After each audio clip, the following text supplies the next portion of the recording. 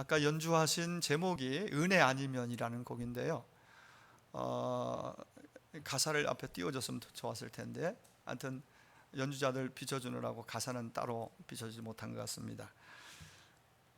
한마디로 우리 인생은 전에는 그걸 깨닫지 못했지만은 주님의 자녀로 하나님을 아버지로 믿는 성도가 되고 하나님의 백성이 되고 보니 깨달아지는 것이 모든 것이 하나님의 은혜구나. 은혜 아니면은, 은혜 없으면은 내 호흡마저도 하나님의 은혜가 있어야 그게 가능하구나. 일용할 양식 또한 하나님의 은혜고, 내가 이렇게 만남을 가질 수 있는 것 또한 큰 하나님의 은혜구나. 무엇보다도 예수 믿고 사는 것은 정말 더 큰 은혜다. 예수 믿고 난 후에 많은 사람들의 고백이 정말 내가 믿는 예수를 내 사랑하는 가족들도 믿으면 좋겠다, 믿었으면 좋겠다. 우리 가까이 친하게 지내는 이 동료 목사님이 미국에서 오랫동안 살다가 이제 완전히 들어오시지 않았지만 여러 가지 목적을 가지고 한 1년 이상을 지금 같이 지금 거주하고 있는데, 우리 동료 목사님 가정에서 그 장로님께서 큰 목적 가운데 하나, 여기 오신 목적 가운데 하나가 믿지 않는 누님하고 형님하고, 아무튼 믿지 않는 형제들을 미국에 오랫동안 사는 동안에 늘 기도해왔고, 정말 꼭 자기가 믿는 예수님을 믿도록 전도하고 싶어서, 뜨거운 마음이 있어서 정말 예수 믿지 않고 예수 알지 못하고 살다가 이제 뭐 60, 70 넘은 분들이니까 형님과 누님은 그 장로님의 언제 세상 떠날지 알 수 없는데, 정말 예수 없이 살다가 세상 떠나면은 정말 어떻게 되나 생각만 해도 너무 참 마음이 답답하고 암담해서 어떻게든 전해보려고 기도하고 가서 만났답니다. 근데 만나서 절절히 얼마나 막 애절하게 전했겠어요. 근데 반응은 그냥 뭐 별 신통치 않았다고 그래요. 그래서 실망을 많이 하고 있다는 얘기를 듣게 됩니다. 이 가족이, 형제 가운데서 누가 목사가 되고 장로가 되어 있어도 믿음을 갖는다는 건 또 다른 문제인 것 같아요. 제가 드리고 싶은 얘기는 그런 모든 환경과 상황 속에서 내가 오늘 예수를 알고 믿을 수 있고 믿어진다는 것이 그 참 은혜구나, 이런 생각을 다시 한번 갖게 됩니다. 여러분, 우리가 평생 교회를 예수 믿고 나서 수십 년씩 다니잖아요. 교회를 몸담고 교회를 다니면서도 과연 교회가 무엇인지, 교회가 어떤 곳인지, 뭐가 교회인지, 보통 사람들이 교회 하면 십자가 생각하고 건물을 생각합니다. 전통적으로 뭐 빨간 벽돌에 뭐 이렇게 올라가서 위에는 십자가가 있고, 안에 들어가면 강대상 강단이 있고, 또 뭐 이런 구조 상상하잖아요. 그게 교회예요. 또 다른 말로는 또 성전이라고 하고 교회라고 그러잖아요. 여러 가지 그런 호칭들에 대한 이해도 우리가 바르게 갖지 못한 경우가 많이 있지만은 교회가 과연 무엇인지, 교회에 몸담고 있으면서도 심지어 직분을 가지고 있고 수십 년씩 교회를 다니고 성경을 안다고 하면서도 제대로 알지 못하는 경우들이 상당히 많이 있습니다. 오늘 에베소서를 통해서 계속해서 과연 교회가 무엇이냐, 뭐가 교회냐, 또 교회가 이 땅 가운데 왜 세워졌고 어떻게 세워졌고 교회의 역할은 뭐냐, 이런 부분에서 굉장히 중요한 어떤 내용을 우리에게 전달해 줍니다. 그걸 정확하게 알고 배우면은 이 땅에서 우리가 교회 생활, 신앙 생활하면서 큰 힘이 되고, 또 많은 교회 다니면서도 어려움 당할 수 있잖아요. 그 모든 걸 이기는데 에너지가 되고 돌파할 수 있는 좋은 어떤 비결이 그 안에 있다는 걸 깨닫게 됩니다. 자, 오늘 본문에서 몇 가지로 교회를 설명하고 묘사하는데 그 부분을 가지고 오늘 제가 말씀드리려고 합니다. 첫 번째로 교회는 이 땅에 세워졌지만은 하나님의 나라, 하나님의 나라 공동체라는 개념으로 말씀합니다. 여러분 좀 이해하시기가 조금 어려울 수 있겠지만은 천국 공동체, 천국 공동체. 오늘 19절에 보면은 끝부분에 동일한 시민이요, 오직 성도들과 동일한 시민이요. 전에는 우리가 나그네요, 하나님과 관계없는 자로서의 외인이었고 나그네였고 하나님의 약속 밖에 있었고 전혀 상관없는 사람이었는데 어떠한 연유로, 어떠한 동기로 이제는 동일한 하나님 나라 시민이 되었다. 천국 시민권자인 것으로 설명해 주고 있어요. 하나님 나라에 소속되지 아니한 상태를 하나님 나라 입장에서 보면은 마치 불법 체류하는 사람들이 외국인들이 들어와서 의도적으로 아니면 본의 아니게 불법 체류하는 경우 있잖아요. 이런 경우에 그들은 그 나라의, 우리나라의 혜택을 제대로 받지 못, 의료적인 혜택부터 해서 많은 부분의 혜택을 제대로 받지 못하는 상황이 벌어집니다. 불법 체류자이기 때문에.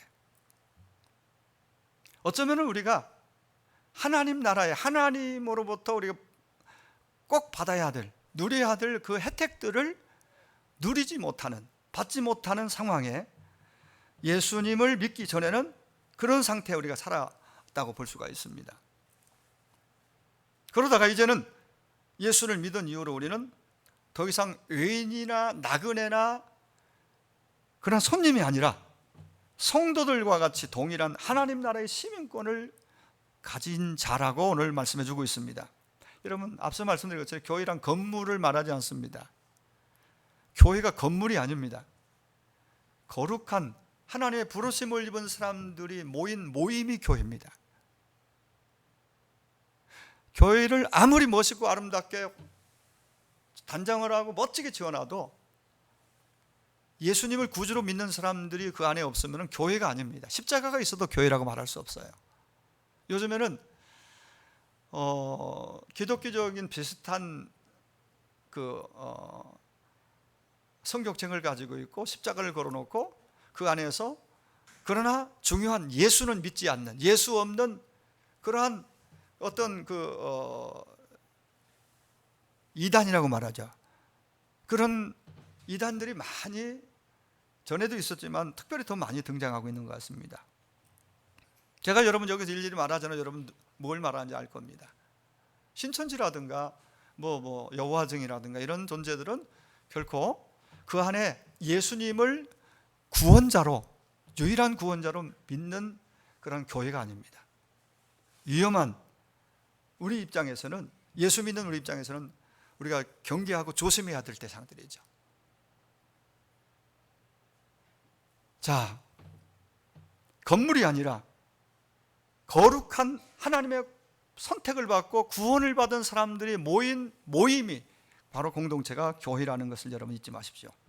우리를 하나님이 선택하실 때 어떤 외모나 성품이나 착함이나 학벌이나 어떤 지위로 하지 않으시고 오직 은혜로 택하여 줬다고 성경은 우리에게 가르쳐 줍니다. 오늘 앞서 봤던 에베소 2장 8절에 그 은혜로 인하여, 그 은혜에 의하여 믿음으로 말미암아 구원을 받았다.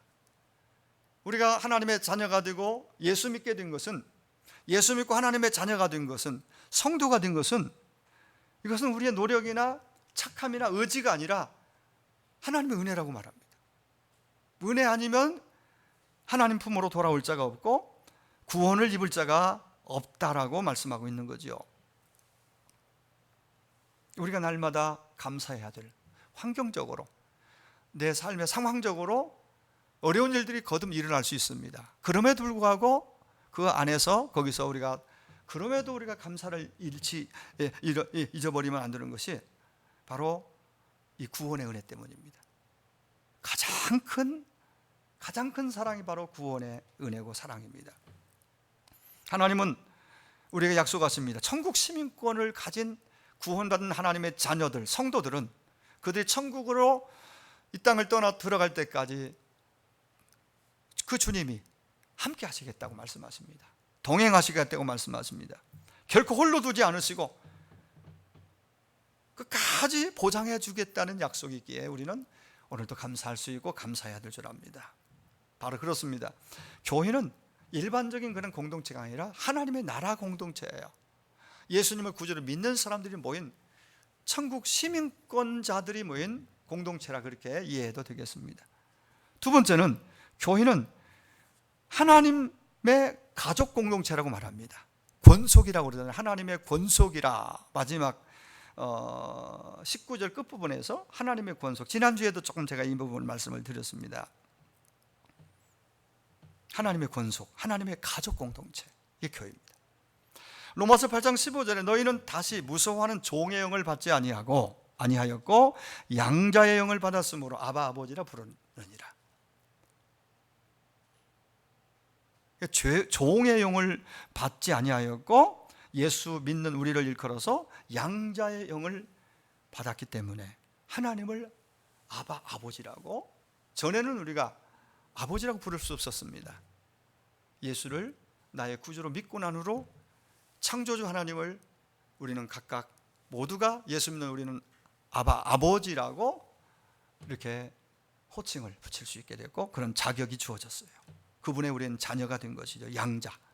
여러분, 양자가 되면은 아버지 집에 함께 살면서 아버지와 함께 식탁에 참여하고 또 아버지의 권한에 따라 많은 혜택들을 누리게 돼요. 아버지가 어떤 위치 또 어떤 형편이냐에 따라서 그 입양된 그 양자는 아버지가 가지고 있는 그 범위 안에서 많은 것들을 누리게 된다는 얘기예요. 어제까지 판잣집에 살면서 풀떼기로 연명하던 가련한 불쌍한 아이가 부잣집의 양자가 되면 아버지 집에서 편안하게 먹고 마시면서 행복하게 살게 되는 것이죠. 마치 예를 들면은 우리가 하나님을 알지 못할 때, 하나님 없이 살 때는 하나님이 나의 아버지가 아니니까 내가 결정하고 내가 책임져야 됩니다. 내 마음대로 내 의지대로 한다고 그게 자유요 행복인 줄 알고 그렇게 살지만은 그렇게 할수록 모함은 공허하고 행복은 더 멀리 잠깐 동안 잠깐 다가오는 기쁨이 있지만은 그것은 흘러가 버리는 거예요. 내게 머무르는 것이 아니라 이게 예수 없는 지난날 나의 삶이었다고 우리는 그렇게 진단할 수 있습니다. 그런 우리가 그 크신 하나님, 온 땅을 지으신 창조주 하나님의 자녀가 양자가 되었다. 그러니까 그 하나님 아버지의 혜택을, 그분이 주시는 많은 은총들을 받을 자격이 주어졌고 누릴 수 있는 그러한 삶이 이제 우리에게 주어졌다는 얘기죠. 19절에 보니까 하나님의 권속, 아까 얘기했죠. 가족이라는 의미입니다. 하나님의 가족이 되었다는 얘기. 그렇습니다. 성도는 예수 그리스도의 보혈로, 피로 하나님의 자녀가 되었고, 교회는 하나님을 아버지로 모시고 아버지 집에 모인 형제들이 모인 가정이라는 개념으로 교회를 설명할 수 있습니다. 사회적 신분이나 혈통을 뛰어넘어서 예수님의 은혜로, 예수님의 피로 하나를 이룬 생명의 공동체. 그래서 그러므로 이제부터 너희는 외인도 아니고 나그네도 아니고 손님도 아니고 성도들과 동일한 시민이요 하나님의 권속 곧 하나님의 가족이라고 우리에게 말씀해 주시고 있습니다. 예수 믿는 하나님의 자녀는, 성도는 하나님께 소속된 사람들입니다. 소속이 하나님입니다. 그러면 예수 믿기 전에는 죄의 종, 죄를 통해서 우리를 지배하고 결국은 멸망으로 끌고 가지 않은 악한 영에 소속되었다라고 성경은 우리에게 가르쳐 줍니다. 그러다가 우리는 하나님께 소속된 하나님의 자녀로서의 삶을 살아갈 수 있게 되었다는 말씀이지요. 사도 바울이 본 하나님의 교회의 정체성은 바로 가족 공동체입니다. 하나님의 가족 공동체. 여러분, 성경은 관계를 굉장히 중요하게 말씀합니다. 이 관계가 친밀하고 관계가 좋은 관계가 형성되면은 행복이 내 안에 다가옵니다. 행복해져요. 관계가 깨지고 관계에 담이 생기면은 삶이 굉장히 외롭고 공허해집니다. 오늘 본문에서 사도 바울이 말한 하나님의 권속이라는 말은 식구라는 개념이에요. 식구의 개념이에요. 식구. 우리는 한 식구야 이런 얘기 하잖아요. 한 가족, 한 식구. 식구는 요즘은 참 아쉽게 되었지만은 이 가족 안에서도 온 가족이 함께 모여서 식탁 공동체로 교제하는 그러한 기회들이 많이 상실됐어요. 하루에 한 끼도 다 모여서 식사하기가 쉽지 않은 그러한 시대를 살고 있어요. 여러분, 식탁 공동체, 식탁 교제가 굉장히 중요하거든요. 유대인들은 전통적으로 교육에 있어서 우리가 배울 바가 많습니다. 밥상머리 교육이라고 해서 거기서 잔소리가 아니라 많은 얘기들을 할 수 있는 기회를 주고 거기 들어주고 격려하고 칭찬하고 그러면서 따뜻한 분위기를 만들어서 가족이 그 행복을 나누고 행복을 공유하는 거죠. 근데 각각 뿔뿔이 개인적으로 이렇게 이런 문화가 상황이 우리 앞에 참 너무나 아쉬운 그런 상황들이 그 문화가 우리 앞에 다가온 것 같습니다. 여러분, 가족은 밥을 같이 먹는 것이 굉장히 중요한 것 같아요. 같이 밥을 먹는다는 것은 마음을 나누고 정을 나누고 사랑을 나눈다는 의미가 담겨 있습니다. 물론 꼭 밥 먹을 때만 그런 건 아니지만은 그런 전통적으로 그런 해석을 붙일 수 있어요. 가족 안에서 사랑을 나누는 것이 굉장히 중요하지 않습니까? 교회 안에 성도와의 관계가 가족이라는 개념으로 오늘 말씀하고 있어요. 교회가 가족 공동체다. 예수님도 복음서에 보면은 자주 종종 나오잖아요. 식탁 교제를 나누는 걸 봐요. 음식을 나누고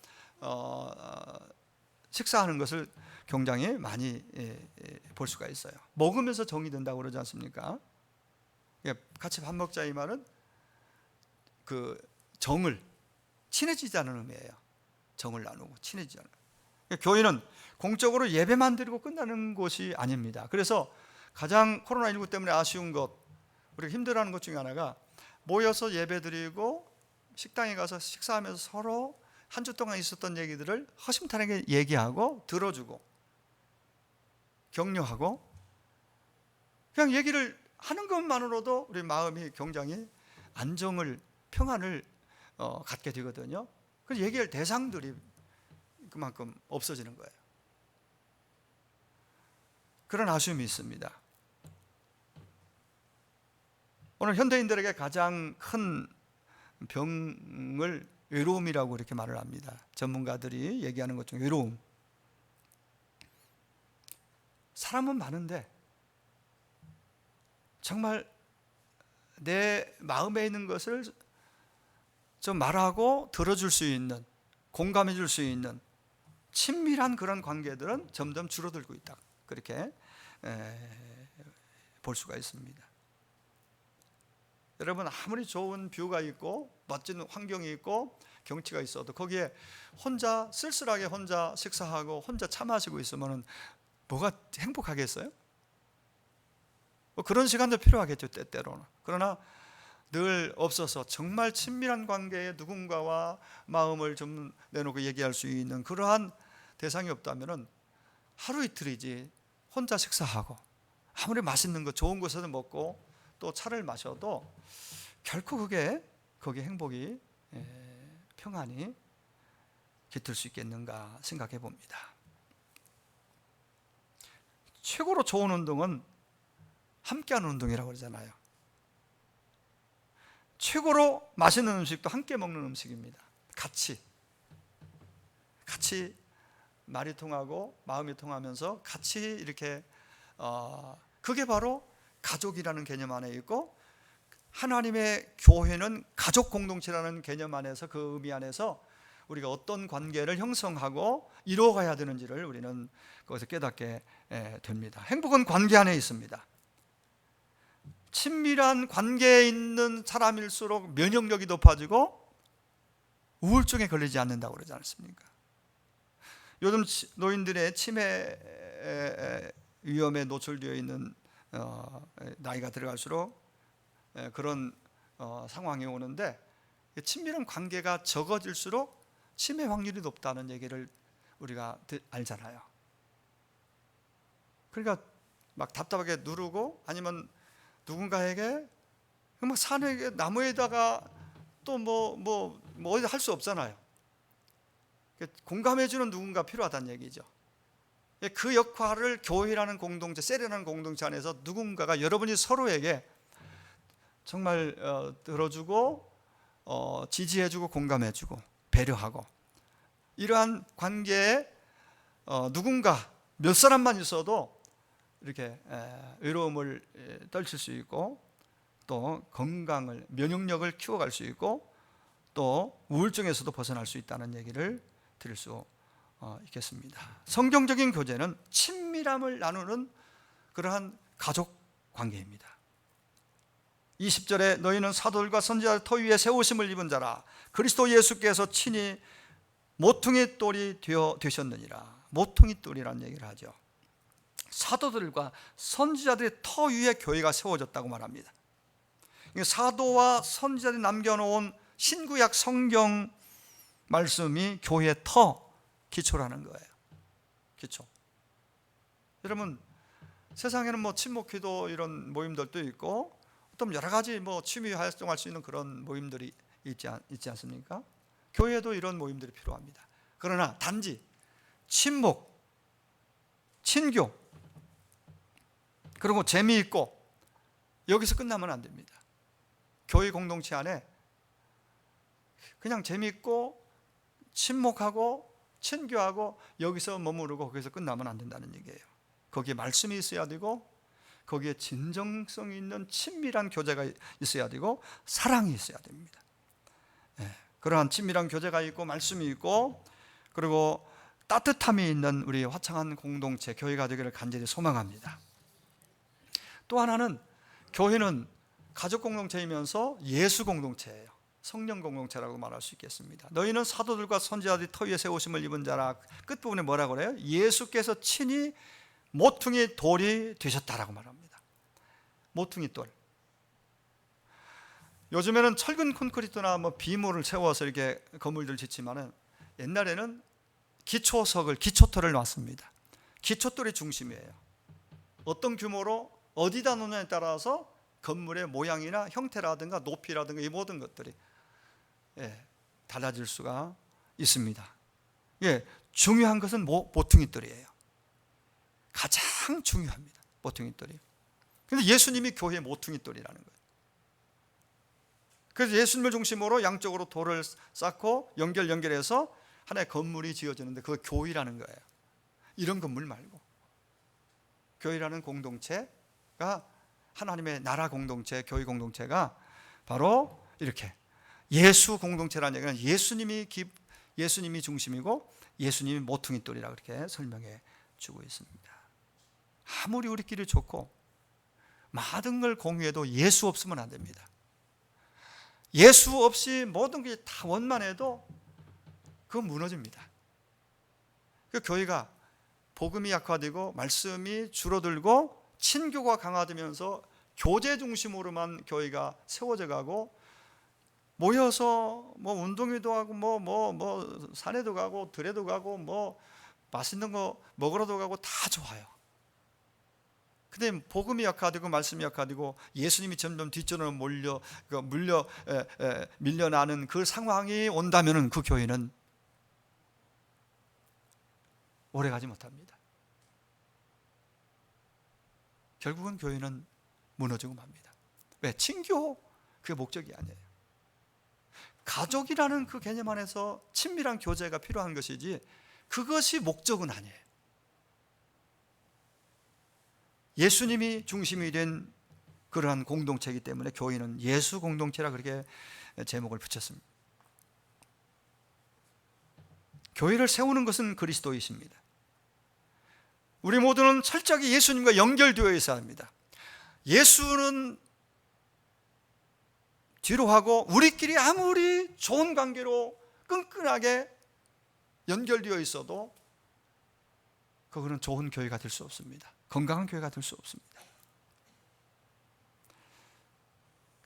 종종 그런 경우를 봅니다. 가끔 사람 관계는 좋은데 주님과 관계는 말씀도 가까이 하지 않고 예배도 소홀히 하고, 사람은 좋은데 사람 만나는 것 좋고 사람 관계는 좋은 것 같은데 그런 경우가 간혹 있어요.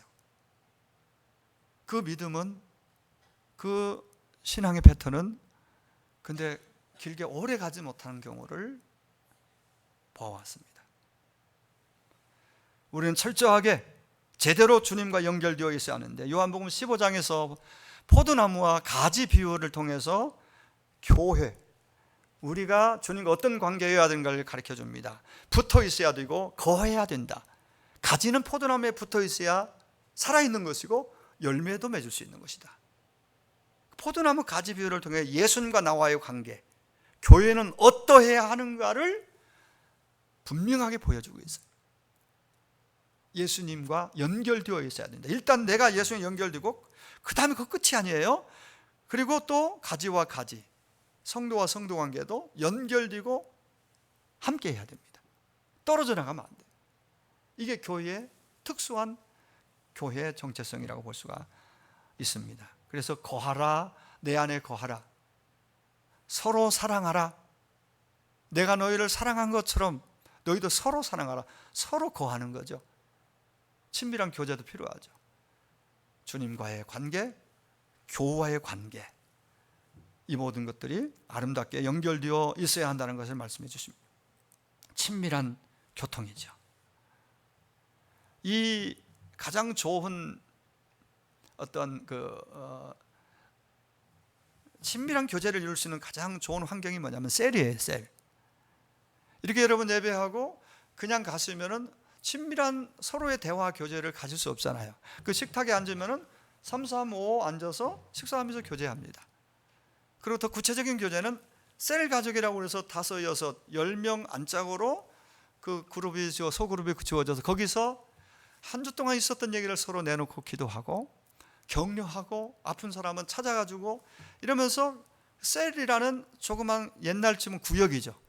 소그룹 공동체에서 그걸 확인하고 거기서 믿음이 세워지는 거야. 친밀한 교통이 이루어지는 거죠. 요즘처럼 소그룹으로 셀을 공식적으로 잘 우리가 지금 현재 못 모이고 있잖아요. 대배도 20% 정도만 모일 수 있고 지금 우리 공간 안에. 이런 때에는 어쩔 수 없어 하고는 그냥 소극적으로 있으면 안 되고, 리더는 수시로 소통해야 됩니다. 어떻게 해요? 있잖아요. SNS로, 문자로, 카톡으로, 또 뭐 영상통화도 해도 되고 어떤 식으로든 목소리를 듣고 전달해주고 소식도 전하고 안부도 묻고 이러면서 이 소통을 하는 교제가 속으로 직접 몸으로 모이지 못해도 이것이 살아있어야 된단 말이죠. 이것이 회복되어야 됩니다. 후반기에는 물론 여름 바로 뜨거운 여름철을 맞이했지만은 이 카톡이나 문자로는 가능하잖아요. 이런 것들 우리 리더분들은 꼭 적극적으로 이렇게 친밀한 교제를 이루어갈 수 있기를 간절히 바랍니다. 그러니까 그리스도의 몸에 붙어있는 가족 공동체, 예수 공동체라는 것을 체득하고 경험하고 고백할 수 있는 게 바로 셀이에요. 소그룹이에요. 식탁 교제예요. 오늘 21절, 22절에서 가장 강조되는 것이 서로 연결하여 함께 지어져 간다는 대목이에요. 여러분 보세요. 교회가 우리 16, 17년 전에 이 교회를 건축해서 지금 예배를 계속 드려오고 있습니다. 이 지역이 이제 재개발로 아파트 공사가 이제 다 거의 비어 있습니다. 공사를 뭐 금년 아니면 늦어도 내년 초는 하지 않겠습니까? 땅 팔 텐데 이제 정리해서 할 텐데 우리 교회가 16년, 17년에 완공하고 들어와서 예배를 드리고 있지만은 교회를 성전을 완성되었다, 완경되었다고 완성되었다라고 그렇게 말할 수 없는 것이 오늘 본문에 보니까 교회는 성전은 지어져 가고 있고 함께 연결되고 지어져 간다는 표현을 하잖아요. 이게 정확한 표현입니다. 교회를 우리가 바로 이해하고 나면은 우리는 함께 지어져 가고 있구나. 언제까지? 주님 오실 때까지. 이 교회 개념이 바로 정확하게 여기에 담겨 있습니다. 됐다가 아니에요. 이 정도면 됐다가 아니라 계속해서 우리는 내적으로 안에서 친밀한 교제를 통해서 힘을 얻고 주님을 잘 섬겨가면서 밖으로 나가서 많은 사람들에게 하나님의 사랑을 전해서 그들이 주님을 알고 주께로 돌아오도록, 그래서 그들도 또 한 지체가 되고 가족이 되어서 지어져 가는 그런 개념, 그런 의미로 우리가 교회를 여러분들이 좀 정립을 했으면 좋겠습니다. 교회를 정립했으면 좋겠습니다. 함께, 서로 함께. 우리 개인적으로 예수를 믿게 되었지만 예수를 믿는 순간부터 우리는 하나님의 가족의 일원이 되고 예수 공동체의 지체가 되어 있습니다. 혼자 있으면 성숙할 수 없습니다. 신앙적, 영적 안전을 보장받을 수 없습니다. 함께 있어야 살고 함께 할 때 교회가 되고, 이것이 하나님의 원리, 교회의 원리예요. 우리는 함께 하도록 부르심을 받았습니다. 행복이 어디서 올까요? 함께 할 때, 주님과 함께 할 때, 그리고 또 다른 지체들과 연결하고 함께 할 때 주님이 주시는 행복이 각각에게 흘러오고 누릴 수 있는 복이 됩니다. 교회는 다양한 사람들이 모입니다. 성격, 기질, 삶의 배경, 삶의 경험, 어떤 이해, 반응, 은사, 재능, 얼마나 많은 다양한 분들이 교회 예수 믿는 그 예수 이름을 모이잖아요. 그러다 보니까 같은 배에서 낳은 쌍둥이도 살면서 많은 트러블이 생기고 서로 갈등이 오잖아요. 하물며 이 많은 다양한 분들이 모여서 어떻게 원만하게 연합을 당장 이루겠어요? 이루어가는 과정이죠. 하나를 이루어가는 과정이라고 보면 되겠습니다.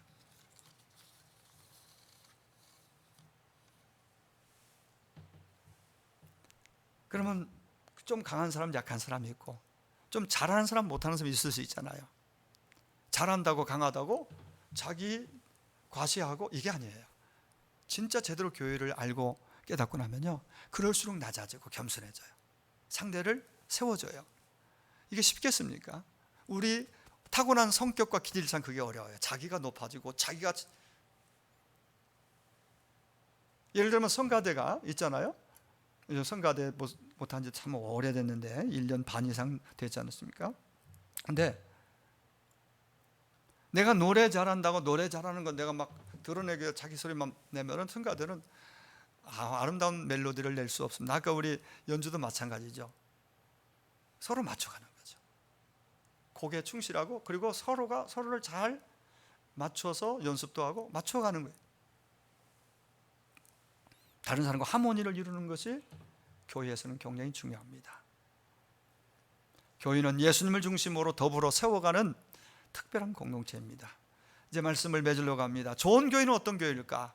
문제없는 교회, 당연하죠. 그런데 그런 교회가 있을까요? 지구촌 어디를 가도 문제없는 교회는 전혀 하나도 없다고 보면 됩니다. 없습니다.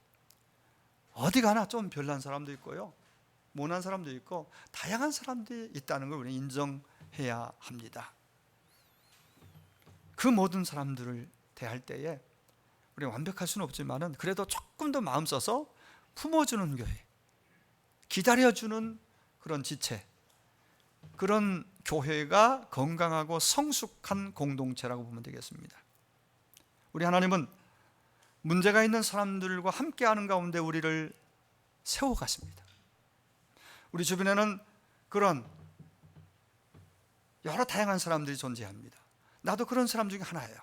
우리 각자는 그런 사람 중에 한 사람이라고 여러분 인정할 수밖에 없죠.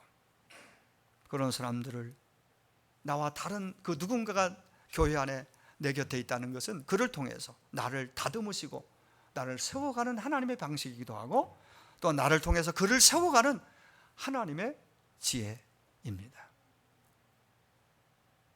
부딪히면서 변화되고 또 자라가는 것입니다. 교회는 자라가는 과정에 있고, 세워가는 과정에 있고, 지어져가는 과정에 있습니다. 완성된 교회는 없습니다. 모든 교회가 그렇습니다. 이 교회만이 아니라 모든 교회들 그렇고, 이 땅에 세우는 모든 교회들이 결국은 하나님의 공동체, 예수 공동체로서 큰 의미에서 우주적인 교회가 하나입니다. 결국은 이 땅은 정리되고 떠나면은 주님 나라에 다 하나님 아버지 예배하는 하나님 아버지 안에 모든 형제 지체들이 하나로 하나님을 섬기며 그리 거하게 될 것입니다. 그의 안에서 거물마다 서로 연결하여 성전이 되어가고 한 사람 한 사람이 연결하고 함께 연합해서 이렇게 마치 여기 각 기둥 사이사이 벽돌, 철근 다양한 것들이 들어가서 건물을 딱 받치고 있고 세워져서 이 건물이 되었잖아요. 성전, 이 땅에 세운 주님의 교회는 우리 모두가 서로 연결하고 연합하고 이렇게 해서 다 부족함들이 있지만은 그러나 그런 가운데서 같이 연결되어서 결국은 주님이 우리를 통해서 주님 나라를 이 땅에 온전하게 세워가신다는 사실을 여러분 잊지 마시기 바랍니다. 그런 의미에서 교회는 개인이 아니라 공동체로 존재합니다. 나 같은 것은 교회에서 힘도 없고 가진 것도 없고 뭐 재능도 없고 별 필요 없는 것 같아. 아니요, 그런 생각 발상 자체가 출발이 잘못되었습니다. 아무것도 아닌 사람은 하나도 없습니다. 우리 모두가 다 하나님 앞에 동일하게 소중하고 우리 서로에게 소중한 존재라는 것을 잊지 않았으면 좋겠습니다. 그게 바로 교회라는 이름으로 모인 교회의 생명력입니다. 주 안에 있는 저와 여러분은 이 땅 가운데 화창한 교회를 이곳에서 세워가는 소중한 하나님의 가족입니다. 더 나아가서 이웃교회와 모든 교회들과 함께 하나님의 나라를 이 땅 가운데 세우고 그리고 이 땅 삶이 맞춰지면 주님 나라에서 영원히 함께 거하고 살게 될 가족이라는 것을 잊지 마시고 어디에 있든지 서로 축복하고 기도하고 믿음으로 세워져가는 우리 화창한 교회 여러분 저 모두가 되기를 주의 이름으로 축원합니다. 기도하시겠습니다. 우리 한번 잠깐 한 1분간만 묵상